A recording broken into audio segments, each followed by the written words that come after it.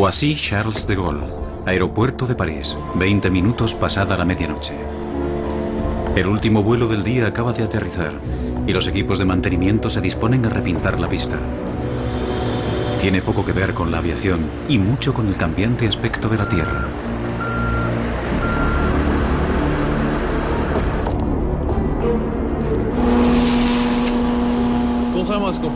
La mayoría de la gente no sabe que los números asignados a las pistas no se eligen al azar. Tienen una razón de ser. El número de cada pista corresponde a su rumbo magnético. Y tienen que cambiarse periódicamente porque en el polo norte magnético se desplaza hacia el norte real y la brújula del avión señala al norte magnético.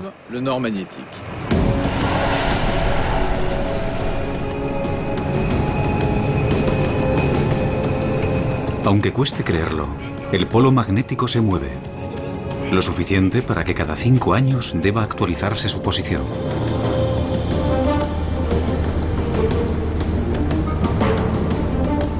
Un selecto y audaz grupo de científicos viaja al Ártico y a su glacial océano para determinar exactamente dónde está el polo. 2 veteranos científicos llevan a cabo esta tarea desde hace 30 años. El geofísico canadiense Larry Nuit y el geólogo francés Jean-Jacques Orgeval. Empecé con la expedición del 73 y desde entonces he participado en todas. En el 84 estaba aquí. Encontrar el polo magnético es vital para todos los navegantes del mundo. Por extraño que parezca, la Tierra tiene 2 polos norte y ahora se encuentran a 700 kilómetros de distancia. El polo geográfico es el eje de rotación de la Tierra, pero es el polo magnético el que atrae las agujas de las brújulas y el polo que ahora está en movimiento. En esta latitud, el movimiento constante del hielo, combinado con los efectos del calentamiento global, convierte un aterrizaje en algo extremadamente peligroso. La banquisa es como un trozo de queso viejo repleto de grietas. La capa de hielo se mueve, se cierra y se abre. Cambia constantemente. Espero que el piloto encuentre un lugar seguro para aterrizar. Hace 30 años nunca veías el hielo en este estado. No había tantos agujeros. La superficie no es el único problema. Junto al polo, el campo magnético es casi vertical, lo que significa que la brújula del piloto ya no funciona. Hay que tomar el control y mantener el rumbo del avión. Se ve obligado a valerse del sol y de un antiguo sextante para orientarse. Ahora tiene que encontrar un lugar seguro en el hielo para aterrizar. El piloto acerca el Twin Otter al suelo.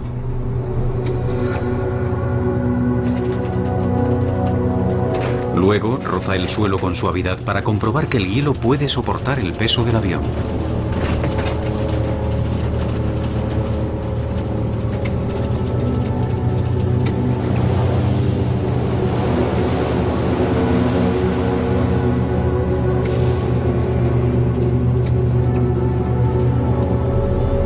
Tras varios intentos, el piloto se arriesga a aterrizar.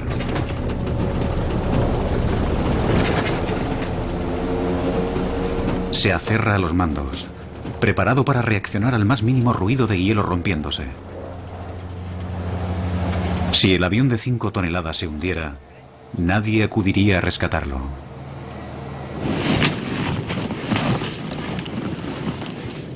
Tened cuidado con los animales de 4 patas por aquí. Yo no he visto ninguno. Pero los hay. A veces se esconden. Es un rifle del calibre 12.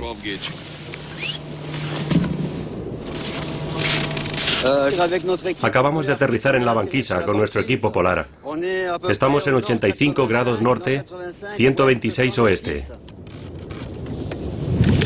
Un magnetómetro medirá la intensidad, la dirección y la inclinación del campo magnético.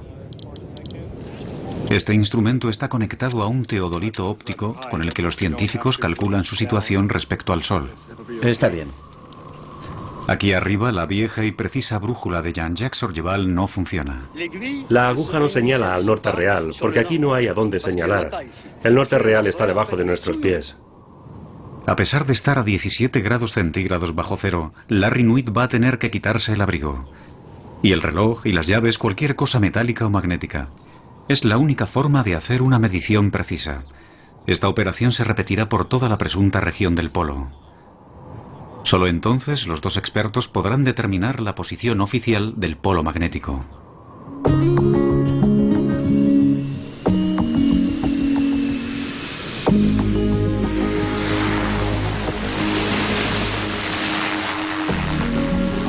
A nivel logístico es una misión complicada.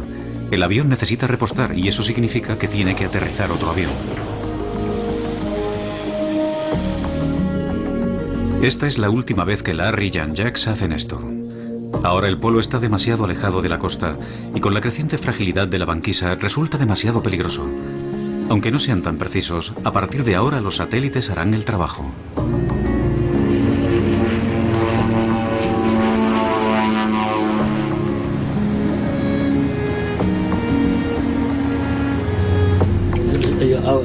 Antes de 1994, el polo ya se desplazaba unos 10 kilómetros al año de forma constante. En el 94 nos dimos cuenta de que estaba empezando a acelerarse hasta unos 15 kilómetros al año. Y en 2001 descubrimos que se había acelerado hasta unos 50 kilómetros al año. 50.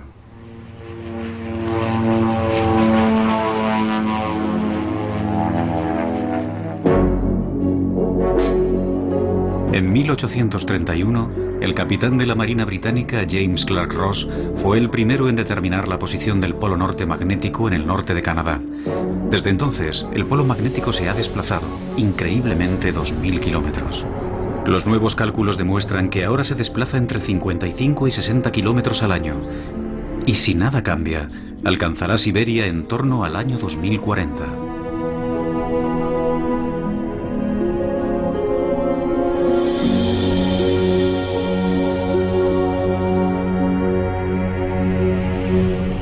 El polo magnético es, de hecho, el eje de nuestro campo magnético terrestre. A 3.000 kilómetros bajo nuestros pies gira el núcleo terrestre formado por metales líquidos, y el hierro del núcleo genera un campo magnético invisible. Aunque poca gente sea consciente de su existencia, este campo magnético tiene una gran importancia en nuestra vida diaria.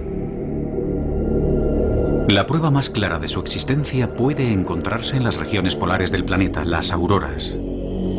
Se forman cuando partículas de origen solar quedan atrapadas en el escudo magnético de nuestro planeta.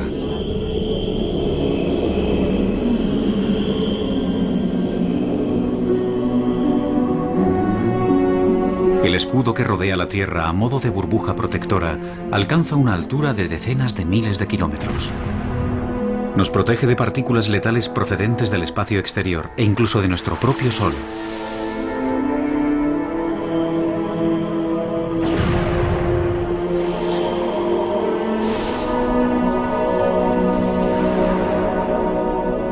El Sol produce una corriente constante de radiación que causaría estragos en la Tierra si no estuviéramos protegidos por nuestro escudo natural. Sin el campo magnético, la atmósfera terrestre tal y como la conocemos desaparecería, y con ella cualquier forma de vida. La Tierra estaría tan muerta como Marte o la Luna, ninguna de las cuales tiene un campo magnético.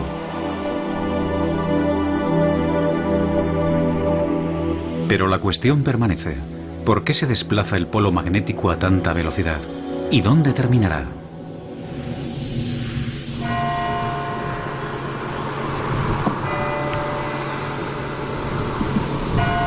Algunas respuestas a estas preguntas podrían encontrarse en el sur de Francia, a 40 kilómetros al norte de Aix-en-Provence, en el apartado y casi oculto pueblo de Cadarache. Aquí se encuentran unas importantes instalaciones de la CEA, la Comisión de la Energía Atómica Francesa, donde se desarrolla la cuarta generación de centrales nucleares. No es un lugar en el que se pueda entrar fácilmente.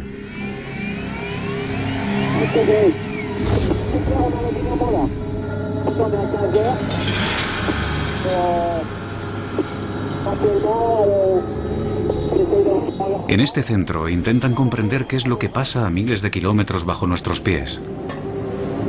Un equipo de físicos, dirigidos por Arnaud Chiffodel, ha diseñado un experimento único que reproduce un campo magnético muy similar al de la Tierra. En el interior hay un metal líquido, es sodio. Es un metal muy ligero y un excelente conductor eléctrico. Debajo de estas campanas hay dos conductos, uno a cada lado, que conectan las turbinas del cilindro. Una gira en una dirección y la otra en la dirección opuesta, y producen muchísima energía. Ponen el fluido en movimiento, agitándolo como si fuera una batidora gigante. En determinadas condiciones, las turbulencias generan un campo magnético de la misma forma que el movimiento en el núcleo terrestre crea el campo magnético que mueve la aguja de tu brújula.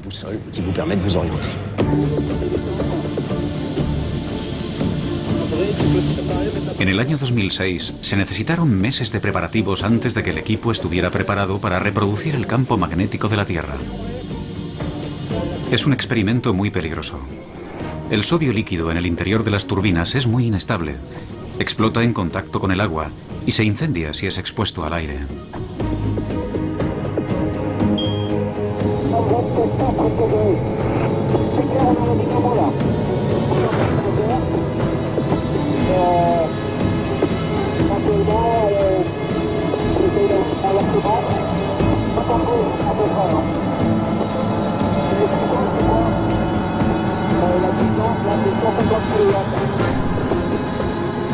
Ahora llega el momento de la verdad.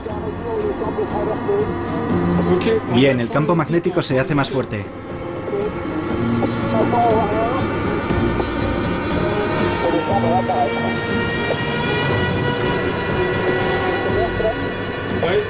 Acaba de empezar.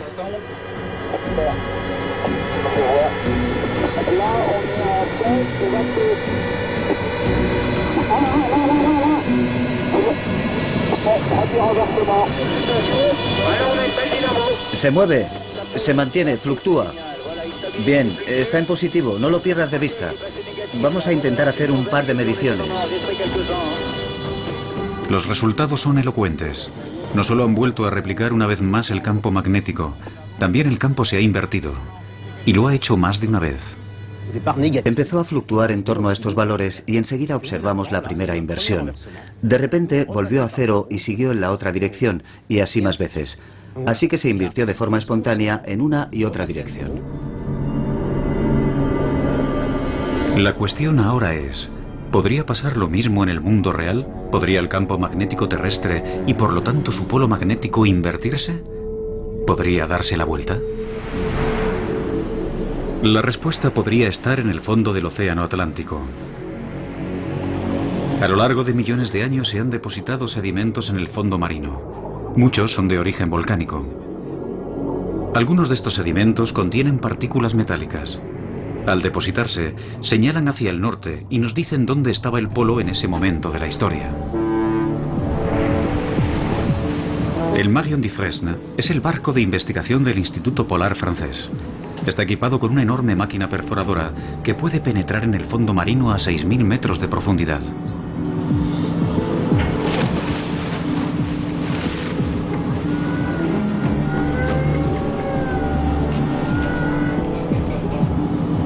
Más de 40 científicos están aquí, en mitad del océano, extrayendo muestras del fondo marino que tienen millones de años de antigüedad.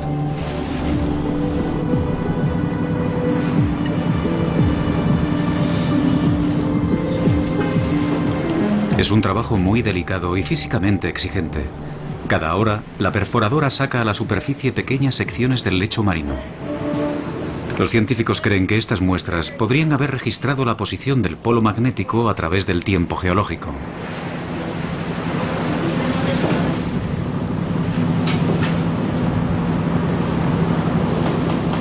Las muestras serán enviadas a un laboratorio francés, donde los científicos esperan poder desvelar sus secretos.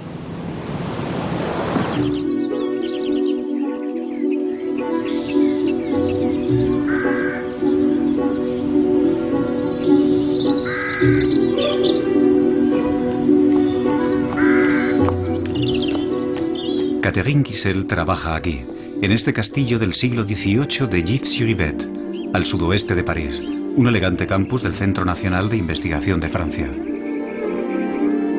Hoy es un día importante para ella y su equipo. En unos instantes por fin empezarán a analizar las muestras de las profundidades marinas de la expedición atlántica.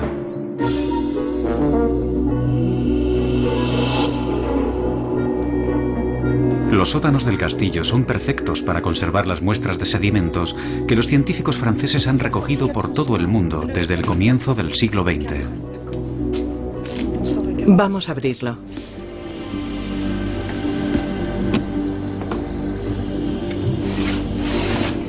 Así. Muy bien.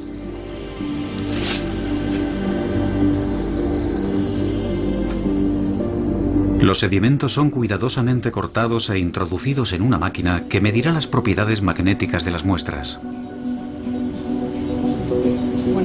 Los números empiezan a correr en cuanto la muestra entra en el aparato. Ese tubo largo se detiene cada 2 centímetros para una medición instantánea de toda la información contenida en las partículas magnéticas del sedimento, especialmente la orientación magnética. Así podemos definir la posición del polo magnético a lo largo del tiempo. De hecho, la investigación submarina ha demostrado algo casi increíble. El análisis de los sedimentos marinos demuestra que el polo norte magnético no solo se ha movido, también se ha invertido por completo. Actualmente los científicos creen que a lo largo de 250 millones de años, los polos se han invertido completamente más de 300 veces. En una sección como esta, a veces detectamos una inversión de los polos. En un extremo del testigo, todas las partículas señalan en una dirección, por ejemplo, el polo norte, y en el otro extremo señalan al sur. Entre los dos, encontramos el mecanismo de inversión magnética que puede observarse con mayor o menor detalle dependiendo del grosor del sedimento correspondiente a la inversión. El polo magnético se desplaza de norte a sur y viceversa aproximadamente cada 250.000 años.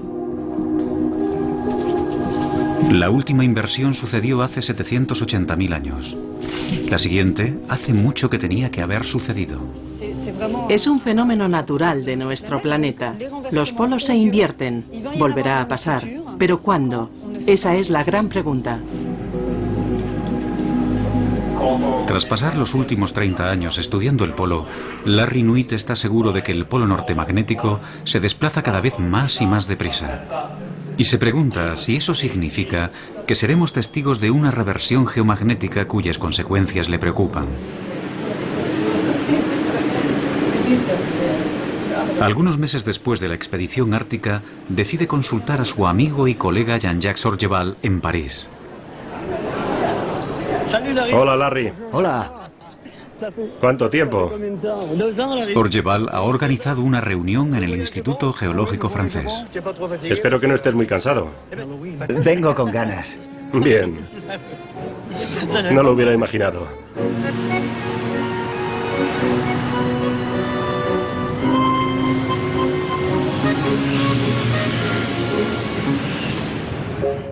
Hace más de un siglo que los científicos estudian aquí el núcleo magnético terrestre. Hola, Larry. ¿Cómo te va? No me va mal. ¿Qué tal el vuelo? El geofísico Gauthier Hulot es el especialista en la materia más respetado. Hola, ¿qué tal? ¿Todo bien? Sí, todo bien. Bueno, ya estamos aquí. Bien, muchas gracias. Vamos a empezar. Hulot ha dedicado muchos años al estudio del campo magnético de nuestro planeta. Él sabe mejor que cualquiera lo que sucedería si se produjera una reversión geomagnética. El campo magnético disminuye.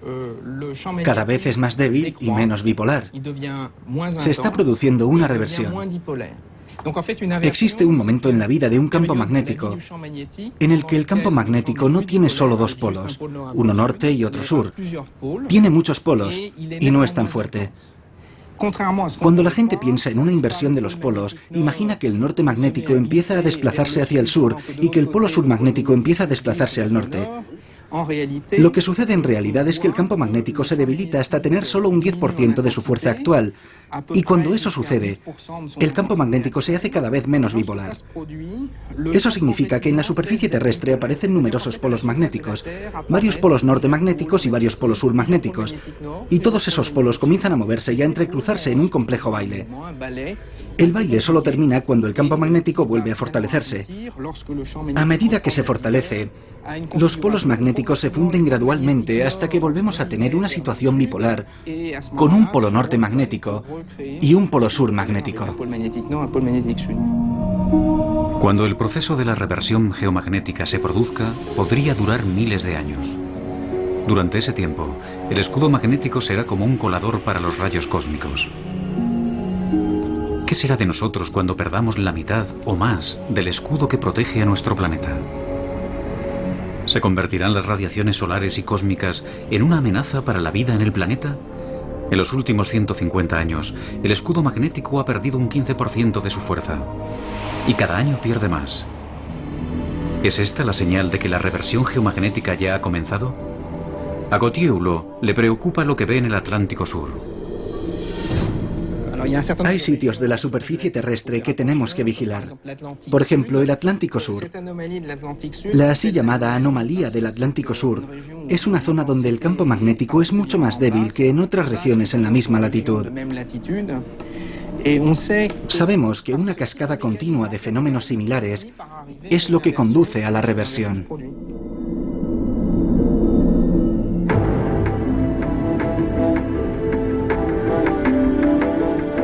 Nuestro polo errante está reduciendo la fuerza de nuestro escudo magnético y los científicos controlan el campo magnético cada día.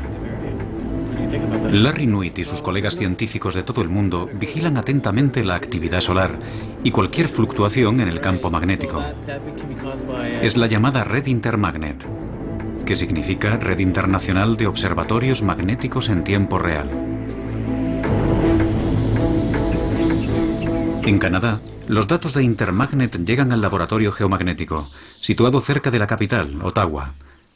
Aquí es donde Larry trabaja. Hay actividad intensa por encima de 900. Eso es mucho. Sí. ¿Y la velocidad del viento solar? La verdad es que es muy alta. No sé qué deberíamos hacer. Esto es muy importante. Creo que será mejor que emitamos una alerta. Es lo bastante fuerte como para afectar a los sistemas eléctricos y a todos los demás. Larry y otros han observado que a medida que el campo magnético se debilita, somos más vulnerables a la radiación procedente del Sol. El Sol nos lanza constantemente partículas cargadas y de vez en cuando se produce una erupción solar y muchas partículas cargadas de energía chocan contra el escudo magnético terrestre, haciendo que oscile o vibre o que cambie con mucha rapidez.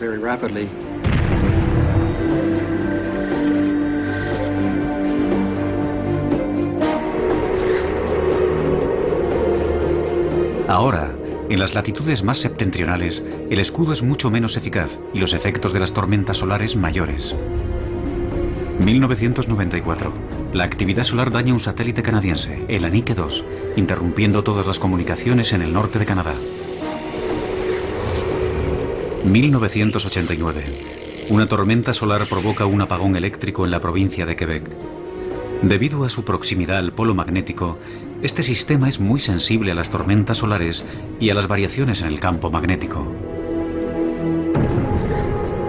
En el oeste de Canadá, los oleoductos, vitales para la industria del petróleo y del gas, son sensibles al campo magnético terrestre.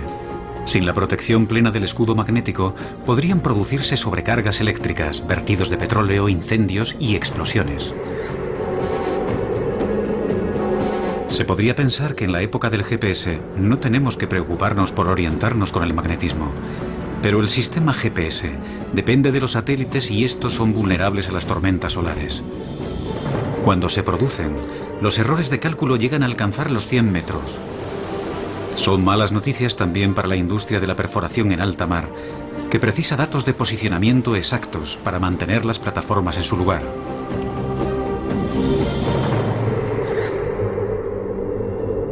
Si queremos entender los problemas que provocaría un escudo magnético débil, solo hemos de pensar en los astronautas.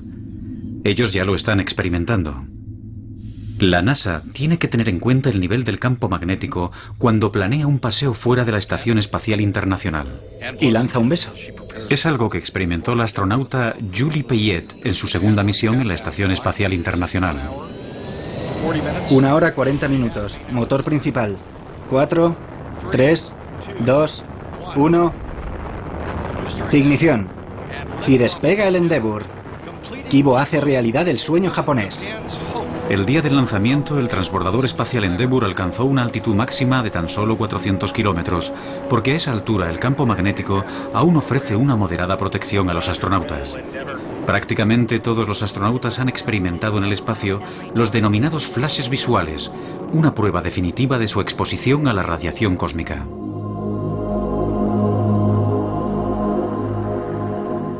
Debes mantener los ojos cerrados y adaptarte un poco en la oscuridad antes de poder percibir esos flashes de luz pasando por delante de tus ojos. Son como una estrella fugaz que pasa por delante de tus ojos. Es muy rápido, luego desaparece y solo hay oscuridad. No son muy numerosas, así que no es como fuegos artificiales o como un fogonazo. Es uno y luego tienes que concentrarte y puede que veas un segundo, tal vez. Experimentos realizados a bordo del transbordador espacial demuestran que esos fogonazos se producen cuando partículas del espacio exterior, cargadas eléctricamente, chocan con la retina en el ojo. Un par de experimentos más. Esto se llama Althea y mide las radiaciones cósmicas. Metemos la cabeza en este aparato y así podemos saber con precisión cuándo se produce una alteración visual con unos sensores que miden el impacto de la energía cósmica. Si sabemos que la actividad solar va a ser especialmente intensa, que lanzará partículas cargadas hacia la Tierra y por lo tanto a la nave espacial en órbita, nosotros a veces nos protegemos en sitios de la estación. Sitios que están más protegidos que otros. Nos llamarían desde tierra y nos dirían que se esperan erupciones solares y que es mejor que vayamos a esas zonas mejor protegidas hasta que termine la tormenta. Y después seguimos con nuestro trabajo. Muchas investigaciones que ahora se llevan a cabo en la estación espacial intentan comprender mejor el fenómeno de la radiación, cómo afecta al cuerpo humano y cómo protegernos de ella.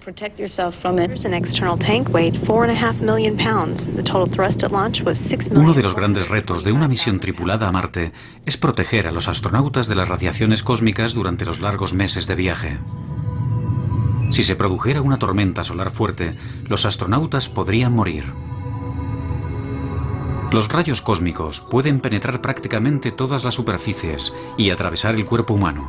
En contacto con una célula, podría atravesarla sin producir ningún efecto, matarla o provocar que la célula mute y se convierta en cancerosa. Los científicos creen que los rayos cósmicos también podrían dañar o afectar los circuitos de los ordenadores de una nave espacial. Por esa razón, el transbordador espacial lleva 5 ordenadores que trabajan en paralelo y votan democráticamente para decidir qué información es correcta. Si el campo magnético deja de proporcionar la protección adecuada, tendrán que adoptarse medidas similares aquí en la Tierra para los aviones y los sistemas informáticos.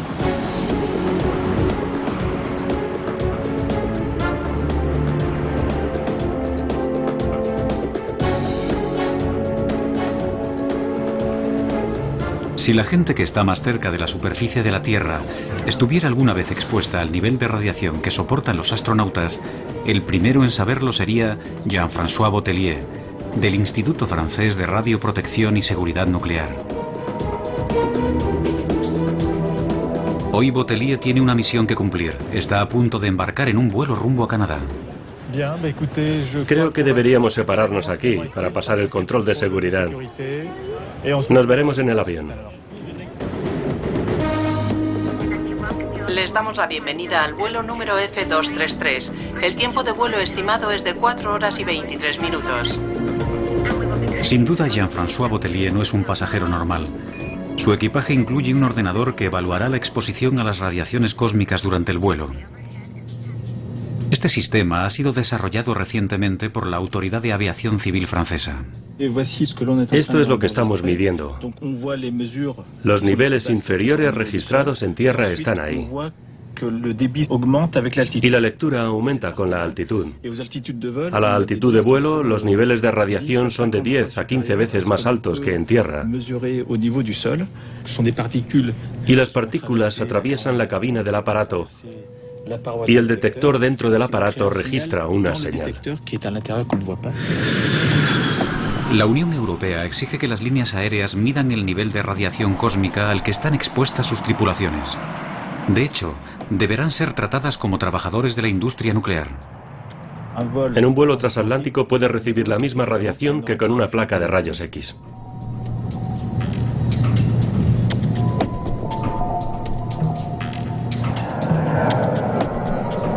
Si el campo magnético se debilita, tendremos menos protección y las radiaciones cósmicas aumentarán tanto en la Tierra como en el aire. A las personas con niveles altos solo se les permitiría hacer rutas con baja exposición a las radiaciones, en torno al Ecuador, por ejemplo, o tendrían que quedarse en tierra 1 o 2 meses. Afortunadamente, el campo magnético de la Tierra no se reducirá hasta un punto en el que resulte peligroso viajar en un vuelo comercial. Pero es posible que los cambios en el campo magnético estén afectando ya a los animales. Cada año muchas especies de animales migran miles de kilómetros para alimentarse y reproducirse. Son capaces de localizar la ubicación exacta de su nido con una precisión de 1 metro.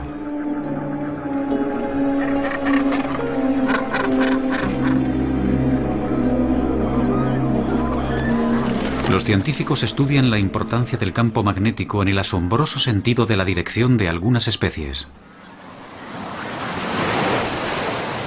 En las Islas Gloriosas, frente a las costas de Madagascar, en el Océano Índico, el biólogo del CNRS, Simon Benamou, estudia la conducta de las tortugas marinas.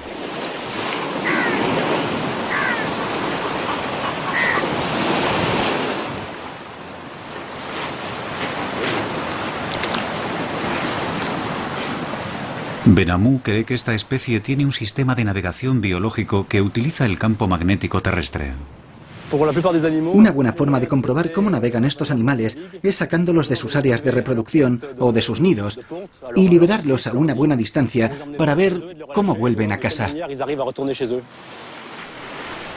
Para demostrar su teoría, captura ejemplares a los que coloca una radiobaliza que le permite seguir los movimientos vía satélite. Hay que evitar cualquier contacto. En las cabezas de algunas tortugas pegan un imán 100 veces más potente que el campo magnético terrestre. Está bloqueada.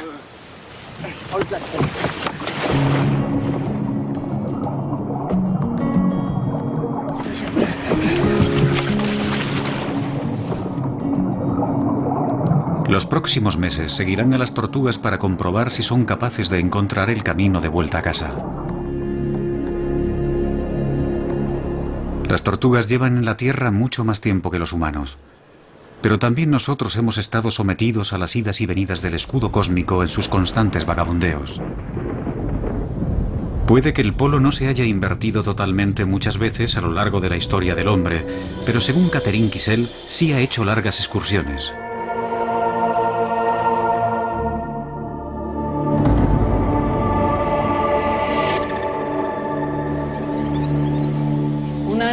Esta es la lectura de una muestra del Atlántico Norte. Vemos el polo en una posición estable y de repente cambia a una posición absolutamente anormal cerca del Ecuador. Luego vuelve a la misma posición estable anterior. Es una excursión geomagnética acompañada de un descenso en la intensidad. El polo se mueve de norte a sur y vuelve al norte, pero por una ruta diferente. El polo magnético se desplaza al sur del Ecuador y luego regresa. Esto ha pasado varias veces en los últimos 40.000 años.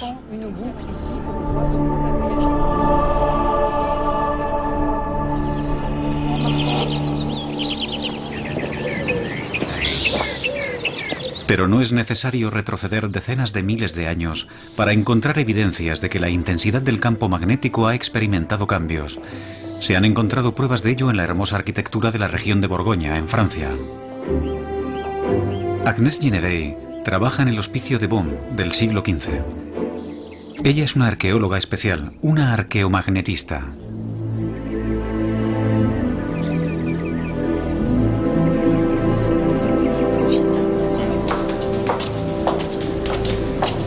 Hoy tiene una reunión con Bruno François, el conservador del museo. Espera lograr convencerle de que le deje un fragmento de una vieja baldosa de cerámica del suelo original. La necesita para poder elaborar un registro de las fluctuaciones del campo magnético terrestre en el pasado. El óxido terrestre de las baldosas le proporcionará esa valiosa información. Es un punto de referencia crucial. Intentamos determinar la intensidad del campo magnético congelado en estas baldosas cuando fueron fabricadas, entre 1448 y 1452.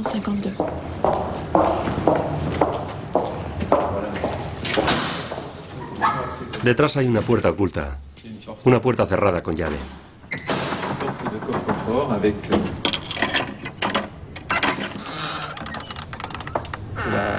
Esta es la famosa habitación con el suelo de baldosas original. Una se ha despegado. Puedes ver la calidad del material. Es maravillosa. Es perfecta para nuestro análisis. Es maravilloso. Vamos a salir.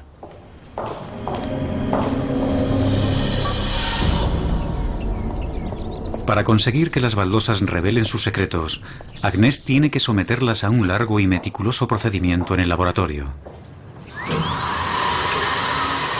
Para empezar, toma una muestra de la parte de atrás de una de las baldosas de Bond. Larry y Jean-Jacques han sido invitados al laboratorio del Instituto de Geofísica para proseguir sus investigaciones. Este es el instrumento que usamos para medir la intensidad. Esto es un magnetómetro de vibración triaxial.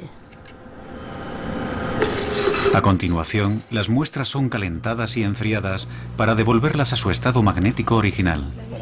El sistema ha empezado a vibrar. Este es el escudo magnético que anula el campo magnético terrestre. Exacto, eso es. Este proceso proporciona información sobre el estado del campo magnético en el momento en el que fue fabricada la baldosa. En el interior el magnetismo es cero y podemos crear un campo magnético artificial. Sustituimos la primera lectura que obtuvimos cuando enfriamos la baldosa por una nueva lectura obtenida en un campo en el que controlamos la dirección y la intensidad. El equipo de Agnès funciona como una especie de máquina del tiempo.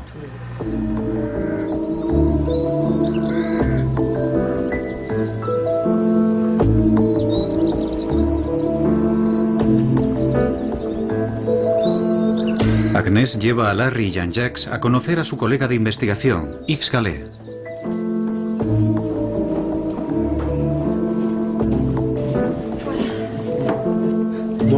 Lo maravilloso de las baldosas de Bond es que sabemos con seguridad que son de mediados del siglo XV, entre 1448 y 1452 para ser exactos. Tenemos otros fragmentos de diferentes partes del mundo y lo más importante es que todos están datados con precisión. En estos cajones se guardan millares de valiosas muestras. Cerámica antigua procedente de todo el mundo de investigaciones previas: Francia, Italia, Siria, Camboya, Brasil.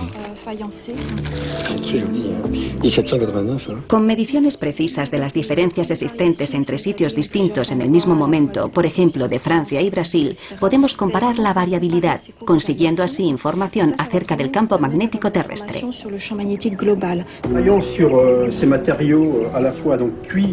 Los resultados de la comparación de fósiles magnéticos son sorprendentes.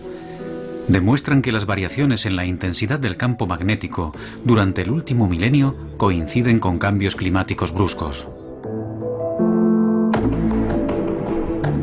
Agnès e Yves van un paso más allá. En una teoría que aún ha de ser demostrada, se preguntan si los cambios en la intensidad magnética y los cambios climáticos asociados podrían haber determinado el curso de la historia.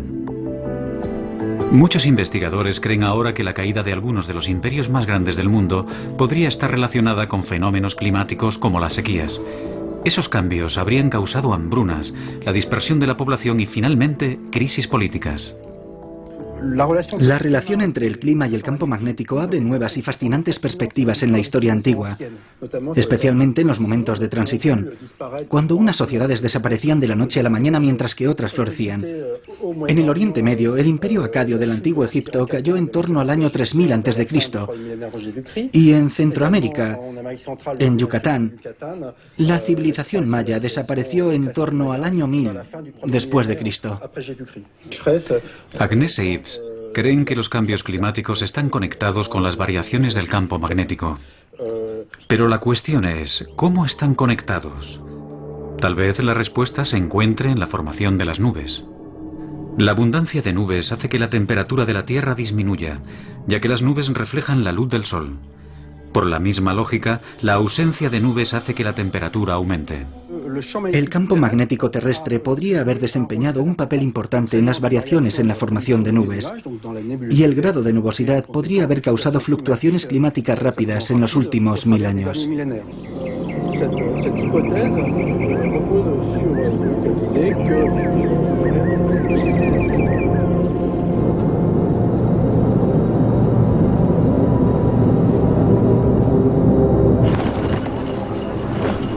Para aprender más, Larry viaja hasta Copenhague, al Instituto Espacial de Dinamarca. Aquí conocerá a Henrik Svensmark, quien trabaja en las relaciones entre los rayos cósmicos, las nubes y los cambios climáticos.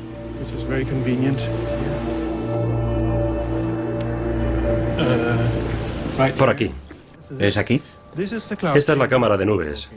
Como observarás, Svensmark muestra a Larry su cámara de partículas cósmicas.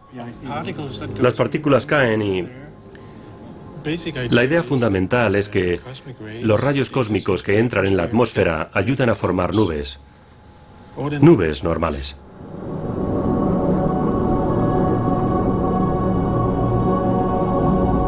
Los rayos cósmicos son partículas de alta energía que llegan del espacio exterior casi a la velocidad de la luz. Son más potentes incluso que los vientos solares. Si atraviesa el campo magnético, tiene que atravesar la atmósfera y entonces puede pasar. En esta cámara puedes ver el efecto de los rayos cósmicos. En la cámara, los rayos aparecen como estelas blancas. Svensmark cree que en la atmósfera el vapor de agua se condensa alrededor de estas estelas formando nubes. La forma en que esto sucede puede explicarse con un sencillo experimento. Tengo aquí una botella con un poco de agua. Si ahora cambio la presión y no hago nada más, no pasa nada. Pero si ponemos semillas de nubes, por ejemplo, poniendo dentro pequeñas partículas de humo, ya verás lo que pasa. Un poco de humo. Pongo un poco.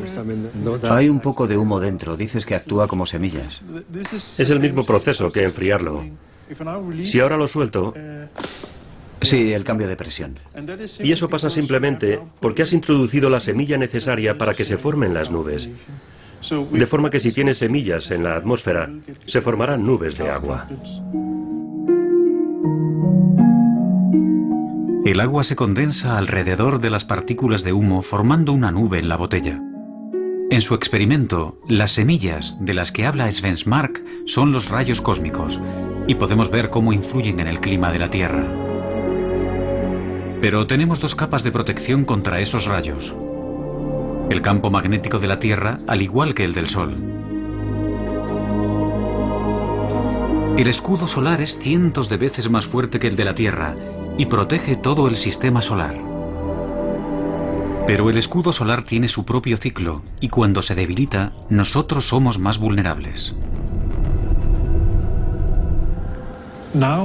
Ahora parece que el escudo o campo magnético del Sol está disminuyendo. Así que tanto el campo magnético terrestre como el campo magnético solar están ahora disminuyendo.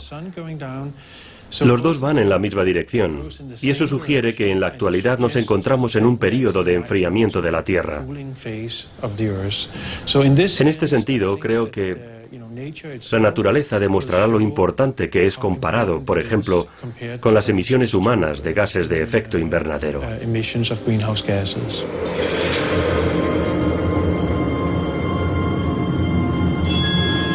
Pero cualquier teoría que afirme que la Tierra puede estar enfriándose y calentándose al mismo tiempo es altamente polémica, especialmente considerando que la actividad magnética del Sol no es algo que los climatólogos relacionen con el cambio climático.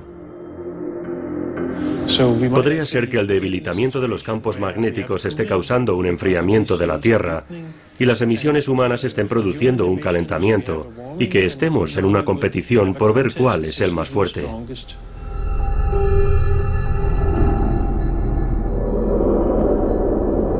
El Centro Europeo de Investigación con sede en Ginebra ha decidido invertir 15 millones de dólares para comprobar si la teoría de las nubes de Evans-Mark es correcta. Trabajar con el colisionador del CERN, el más grande del mundo, es la mejor forma de simular con precisión la radiación cósmica de alta energía. Los resultados se conocerán en los próximos años.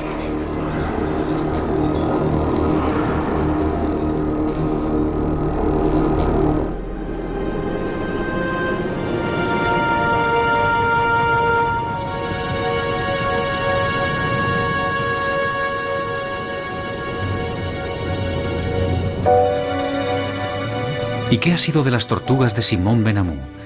De regreso en Francia, tras su estancia en el soleado Océano Índico, Benamou se dispone a comprobar el itinerario de sus tortugas a través de su largo periplo marino. Estoy siguiendo los movimientos de una tortuga hembra liberada en el mar que intenta desesperadamente encontrar el camino de vuelta hasta su lugar de cría. Ha sido arrastrada por las corrientes, que son muy fuertes en esta zona.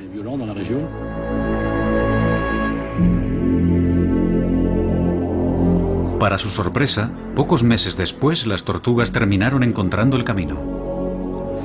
La sacamos de su nido donde puso sus huevos, la subimos a un barco y la soltamos en alta mar. Le costó 2 meses encontrar el camino de vuelta. No había comido, así que estaba deseando volver a esta isla para poner sus huevos.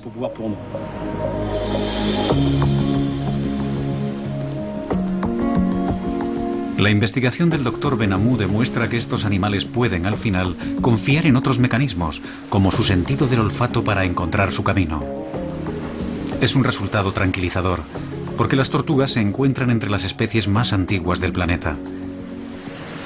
Las tortugas ya han sobrevivido anteriormente a muchas reversiones geomagnéticas.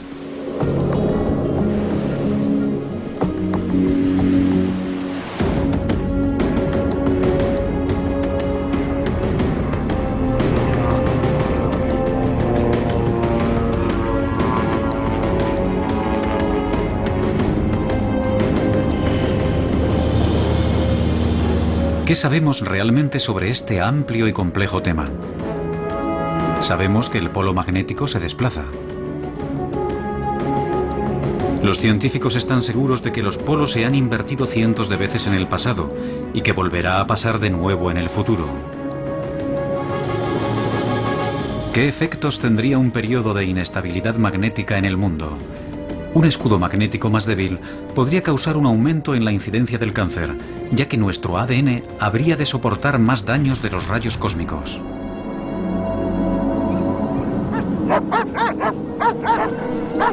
Quizás se produjeran extrañas fluctuaciones meteorológicas y cambios climáticos.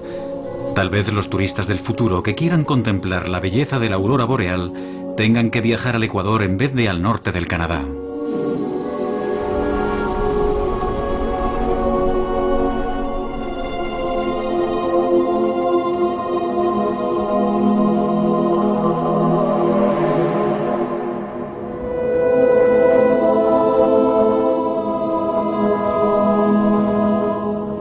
Lo que no sabemos es cuándo ocurrirá.